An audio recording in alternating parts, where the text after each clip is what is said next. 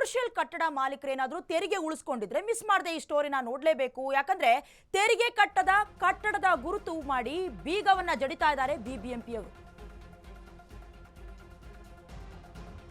ತೆರಿಗೆ ಕಟ್ಟಡವನ್ನ ಗುರುತು ಮಾಡಿ ಬೀಗವನ್ನ ಜಡಿತಾ ಇದ್ದಾರೆ ಬಿಬಿಎಂಪಿ ಅವರು. ಓಟಿಎಸ್ ಸೌಲಭ್ಯವನ್ನ ನೀಡಿದ್ರು ತೆರಿಗೆ ಕಟ್ಟಡಗಳಿಗೆ ಬೀಗವನ್ನ ಜಡಿತಾ ಇದ್ದಾರೆ. ಇನ್ನು ತೆರಿಗೆ ಹಣ ಬಾಕಿ ಉಳಿಸಿಕೊಂಡ 2 ಲಕ್ಷ ವಾಣಿಜ್ಯ ಕಟ್ಟಡಗಳು, 300 ಕೋಟಿ ರೂಪಾಯಿ ಬಾಕಿ ಉಳಿಸಿಕೊಂಡಿದ್ದಾರೆ ಕಟ್ಟಡದ ಮಾಲೀಕರು. ಹೀಗಾಗಿ 300ಕ್ಕೂ ಹೆಚ್ಚು ಕಟ್ಟಡಗಳನ್ನ ಸೀಸ್ ಮಾಡಿದ್ದಾರೆ ಪಾಲಿಕೆಯವರು. ಕಟ್ಟಡಗಳನ್ನ ಸೀಸ್ ಮಾಡಿ ಮಾಲೀಕರಿಗೆ ಬಿಬಿಎಂಪಿ ನೋಟಿಸ್ ಅನ್ನ ಕೂಡ ನೀಡಿದೆ. ತೆರಿಗೆಯನ್ನ ಉಳಿಸಿಕೊಂಡಂತಹ ಕಮರ್ಷಿಯಲ್ ಕಟ್ಟಡ ಮಾಲೀಕರಿಗೆ ನಿಜಕ್ಕೂ ಕೂಡ ಬಿಬಿಎಂಪಿ ಪಾಲಿಕೆ ಬಿಗ್ ಶಾಕ್ ಅನ್ನ ಕೊಟ್ಟಿದೆ. ತೆರಿಗೆಯನ್ನ ಕಟ್ಟಬೇಕು ಅಂತ ಒಂದು ಗಡುವನ್ನ ಕೊಟ್ಟಿದ್ರು. ಇನ್ನು ಯಾರು ಕಟ್ಟಿಲ್ಲ ಈ ಕಮರ್ಷಿಯಲ್ ಕಟ್ಟಡದ ಒಂದು ತೆರಿಗೆಯನ್ನ, ಅವ್ರಿಗೀಗ ಆ ಕಟ್ಟಡಗಳನ್ನ ಸೀಸ್ ಮಾಡ್ತಾ ಇದ್ದಾರೆ ಪಾಲಿಕೆಯವರು. ನಿಜಕ್ಕೂ ಕೂಡ ಕಟ್ಟಡಗಳನ್ನ ಸೀಸ್ ಮಾಡಿ ಮಾಲೀಕರಿಗೆ ನೋಟಿಸ್ ಕೂಡ ಕೊಟ್ಟಿದ್ದಾರೆ ಬಿಬಿಎಂಪಿ. ಹಾಗೆ ತೆರಿಗೆಯನ್ನ ಉಳಿಸಿಕೊಂಡವರಿಗೆ ಇದು ನಿಜಕ್ಕೂ ಕೂಡ ಬಿಗ್ ಶಾಕ್ ಅಂತಾನೆ ಹೇಳಬಹುದು.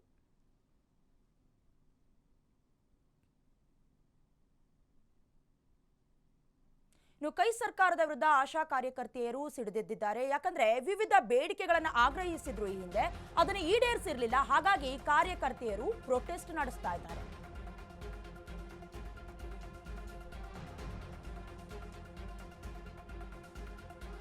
ಬೆಂಗಳೂರಿನ ಫ್ರೀಡಂ ಪಾರ್ಕ್ನಲ್ಲಿ ಅನಿರ್ದಿಷ್ಟಾವಧಿ ಧರಣಿಯನ್ನ ಕುಳಿತುಕೊಂಡಿದ್ದಾರೆ ಆಶಾ ಕಾರ್ಯಕರ್ತೆಯರು. ಆಶಾ ಕಾರ್ಯಕರ್ತೆಯರ ಗೋಳನ್ನು ಯಾರು ಕೇಳ್ತಾರೆ ಈಗಂತ ಅವರೇ ಪ್ರಶ್ನೆ ಮಾಡ್ತಾ ಇರೋದು. ಇನ್ನು 3 ದಿನಗಳಾದ್ರೂ ಕೂಡ ಕಾಂಗ್ರೆಸ್ ಸರ್ಕಾರ ಕ್ಯಾರೆ ಅಂತ ಇಲ್ಲ ಅವರನ್ನ. ಮಹಿಳೆಯರ ಪರ ಇದ್ದೀವಿ ಅಂತ ಹೇಳತ್ತೆ ಕಾಂಗ್ರೆಸ್ ಸರ್ಕಾರ, ಆದ್ರೆ ಈ ವಿಚಾರದಲ್ಲಿ ಮಾತ್ರ ಡೋಂಟ್ ಕೇರ್. ಮಹಿಳೆಯರಿಗಾಗಿ ಗ್ಯಾರಂಟಿ ಯೋಜನೆಯನ್ನ ಬೇರೆ ತಂದಿದೆ ಸರ್ಕಾರ. ಮಹಿಳೆಯರು ರಸ್ತೆಗಿಳಿದು 3 ದಿನ ಆದ್ರೂ ಕೂಡ ಯಾಕೆ ಮೌನ ವಹಿಸಿದೆ, ಯಾಕೆ ಸೈಲೆಂಟ್ ಆಗಿದೆ ರಾಜ್ಯ ಸರ್ಕಾರ, ಈ ಪ್ರಶ್ನೆ ಮೂಡ್ತಾ ಇರೋದು. ಹಾಗಾದ್ರೆ ಆಶಾ ಕಾರ್ಯಕರ್ತೆಯರ ಬೇಡಿಕೆಗಳೇನು, ಯಾವ ಬೇಡಿಕೆಗಳನ್ನ ಇಟ್ಕೊಂಡು ಈ ಪ್ರೊಟೆಸ್ಟ್ ನಡೆಸ್ತಾ ಇದ್ದಾರೆ ಅಂತ ನೋಡೋದಾದ್ರೆ 15,000 ಮಾಸಿಕ ಗೌರವಧನ ನೀಡಬೇಕು ಅನ್ನೋದು ಕೂಡ ಅದರಲ್ಲೂ ಒಂದು. ಶಶಿಕಲಾ ಬೆಂಗಳೂರು ರೂರಲ್ಲಿಂದ ಲಕ್ಷ್ಮೀದೇವಿ. ಹಾಗಾದ್ರೆ ಇದೇನ ಹೆಣ್ಣು ಮಕ್ಕಳಿಗಿರೋ ಬೆಲೆ ಅಂತ ಕೂಡ ಆಶಾ ಕಾರ್ಯಕರ್ತರು ಆಕ್ರೋಶವನ್ನ ವ್ಯಕ್ತಪಡಿಸ್ತಾ ಇದ್ದಾರೆ. ರಸ್ತೆ ಮೇಲೆ ಮಲಗಿರೋ ಶಕ್ತಿ ಯೋಜನೆಯ ಫಲಾನುಭವಿಗಳು ಈಗಂತ ಆಕ್ರೋಶ ವ್ಯಕ್ತಪಡಿಸ್ತಾ ಇರೋದು. ಜೊತೆಗೆ ಚಳಿಯಲ್ಲಿ ನಡುಕ್ತಾ 2 ಗಂಟೆ ಅಂದ್ರೆ 2 ರಾತ್ರಿಯನ್ನ ಕಳೆದಿದ್ದಾರೆ ಕರುನಾಡ ನಾರಿಯರು. ನಡು ರಸ್ತೆ ಮೇಲೆ ಹೆಣ್ಣು ಮಕ್ಕಳ ಕಣ್ಣೀರು, ಗೋಳನ್ನು ಯಾರು ಕೇಳ್ತಾರೆ ಈಗಂತ ಪ್ರಶ್ನೆ ಮಾಡ್ತಾ ಇದ್ದಾರೆ. ಪ್ರತಿಭಟನೆ 3ನೇ ದಿನಕ್ಕೆ ಕಾಲಿಟ್ಟರು ಕೂಡ ಸಂಬಂಧಪಟ್ಟ ಅಧಿಕಾರಿಗಳು ಸ್ಥಳಕ್ಕೆ ಬಂದಿಲ್ಲ. ಇನ್ನೂ 7ನೇ ತಾರೀಕಿನಿಂದ ಕೂಡ ಅನಿರ್ದಿಷ್ಟಾವಧಿ ಧರಣಿ ನಡೀತಾ ಇದೆ. ಆದ್ರೂ ಕೂಡ ಜಾಣ ಮೌನ ವಹಿಸಿದೆ ಸರ್ಕಾರ.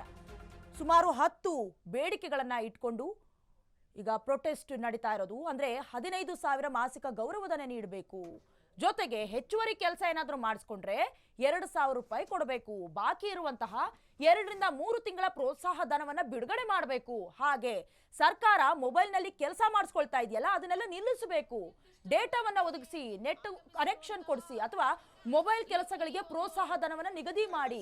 ಹಾಗೆ ಮೊಬೈಲ್ ಕೆಲಸ ಕೆಲವರಿಗೆ ಬರೋದಿಲ್ಲ, ಹಾಗಾಗಿ ಅವ್ರಿಗೆ ಪರ್ಯಾಯ ಕೆಲಸವನ್ನ, ಪರ್ಯಾಯ ವ್ಯವಸ್ಥೆಯನ್ನ ಮಾಡಿಕೊಡಿ, ಹೀಗಂತ ಹೇಳ್ತಾ ಪ್ರೊಟೆಸ್ಟ್ ಮಾಡ್ತಾ ಇದ್ದಾರೆ.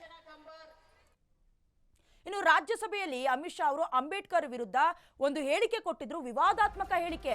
ಈ ಹೇಳಿಕೆಯನ್ನ ಖಂಡಿಸಿ ಇವತ್ತು ಬಂದ್ ಮಾಡಲಾಗಿದೆ. ಅದು ಕೂಡ ಅವಳಿ ಜಿಲ್ಲೆಗಳಾದ ಹುಬ್ಬಳ್ಳಿ ಹಾಗೆ ಧಾರವಾಡ ಸಂಪೂರ್ಣವಾಗಿ ಬಂದ್ ಆಗುತ್ತೆ. ಇಂದು ವಿವಿಧ ದಲಿತ ಸಂಘಟನೆಗಳಿಂದ ಕೂಡ ಪ್ರೊಟೆಸ್ಟ್ ನಡೆಯುತ್ತೆ. ಧಾರವಾಡದ ಜುಬಿಲಿ ಸರ್ಕಲ್ನಲ್ಲಿ ಈ ಪ್ರತಿಭಟನೆ ಜರುಗುತ್ತೆ.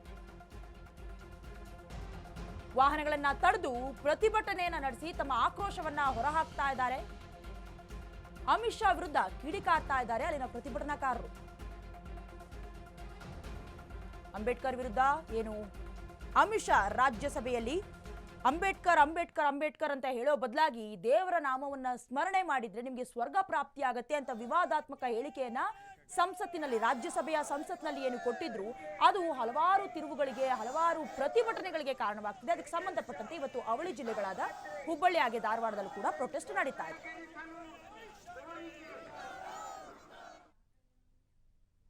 ಇಂಪ್ಯಾಕ್ಟ್ ಅಂದ್ರೆ ಅಶ್ವವೇಗ ನ್ಯೂಸ್, ಅಶ್ವವೇಗ ನ್ಯೂಸ್ ಅಂದ್ರೆ ಇಂಪ್ಯಾಕ್ಟ್. ಯಾಕಂದ್ರೆ ಅಶ್ವವೇಗ ನ್ಯೂಸ್ ನಲ್ಲಿ ಮತ್ತೊಂದು ಬಿಗ್ ಇಂಪ್ಯಾಕ್ಟ್ ಆಗಿದೆ.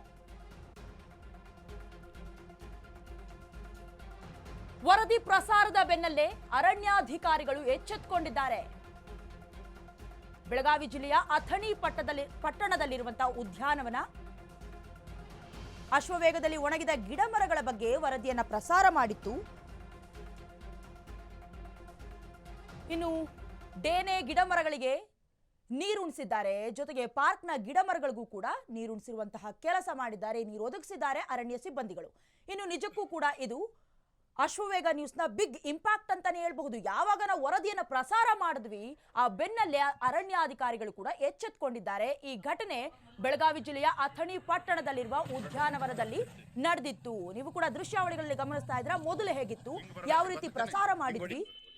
ನಿನ್ನೆ ನಾವು ಈ ವಿಚಾರವನ್ನ ಬಿತ್ತರಿಸಿದ್ವಿ. ಅದಾಗಿ ಕೇವಲ 24 ಗಂಟೆಗಳ ಒಳಗಾಗಿ ಬಿಗ್ ಇಂಪ್ಯಾಕ್ಟ್ ಆಗಿದೆ.